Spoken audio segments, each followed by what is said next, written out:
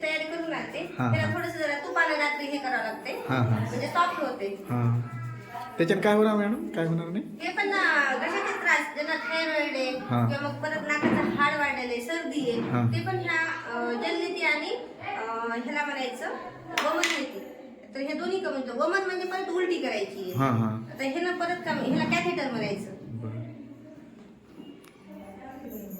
ते हां ते आता हे ॲक्युप्रेशर पॉईंट ऍक्टिव्ह करण्यासाठी हा. हाताचे. आता आपण जर असं किती दाब दिला ॲक्युप्रेशर पॉईंटला तर हे काही कमी होणार नाही. हो. तेवढा प्रेशर पडत नाही. पण हे ना जर तुम्ही रोज जर केलं तर वाताचा त्रास कमी होते.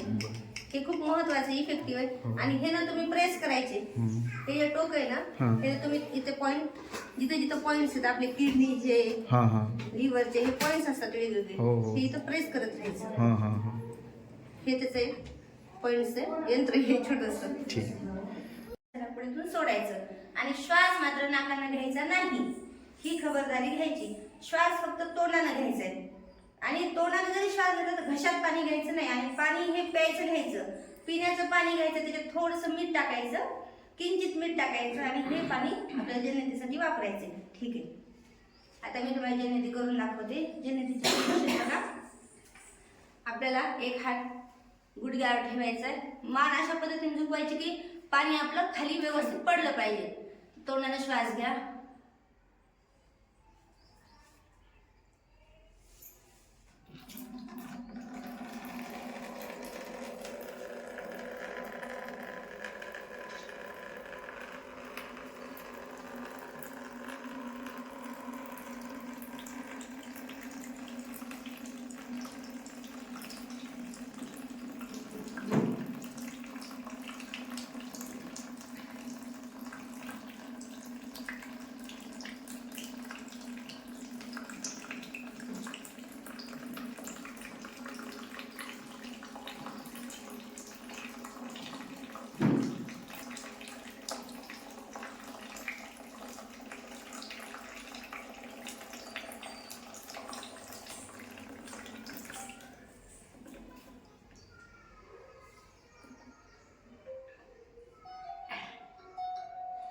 पाणी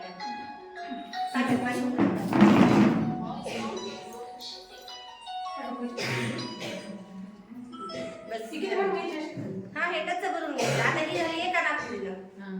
आता दुसऱ्या नागपुडीनं. आता काय होते माहिती का, आता मला सर्दी जास्त नाहीये, कफ नाहीये. ज्यांना कफ आहे ना, ते पूर्ण नागपुडीतून खाली कफ पडते. आता मला कफ नाहीये जास्त म्हणून ते पडत नाहीये. नाहीतर मग सर्दी जसं नाक शिंकवतात, बाहेर घाण पडली ना, तसं पूर्ण खाली पडत असते. आता हे दुसऱ्या नागपुडीनं.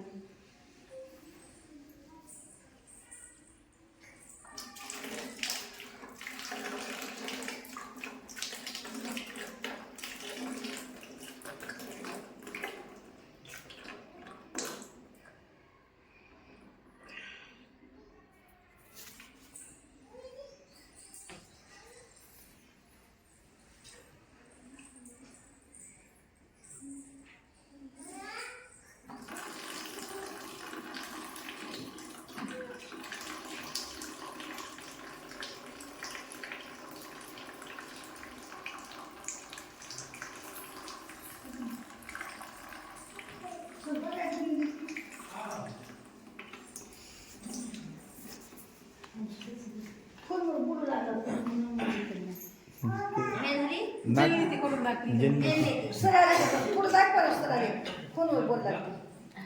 आता जलनेती केल्यानंतर थोडेसे नाकपुड्या पुसून घ्यायच्या. आता काय झालेलं असते, थोडंसं पाणी आणखी थोडं नाकपुडीमध्ये राहिलेलं असते. नंतर कपालभाती करायची, मान वर करायची,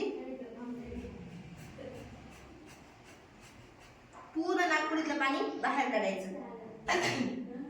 जोरजोरात नाकपुडीनं पाणी बाहेर काढायचं. आणि त्याच्यानंतर जे काही एक्स्ट्रा राहिलेलं थोडंसं पाण्याचा अंश आहे, 1-2 थेंब पाणी आहे, ते शशंकासन जे शिकवलं ते शशंकासन करायचं. म्हणजे जेणेकरून जे काही 2-3 थेंब पाणी आहे तर ते सगळं तुमचं बाहेर पडून जाते. आता शशंकासन कसं करायचं तुम्हाला करून दाखवलं, तर एकदा करून दाखवते म्हणजे तुमच्या लक्षात येईल. पूर्ण कपाळ खाली टेकवायचं.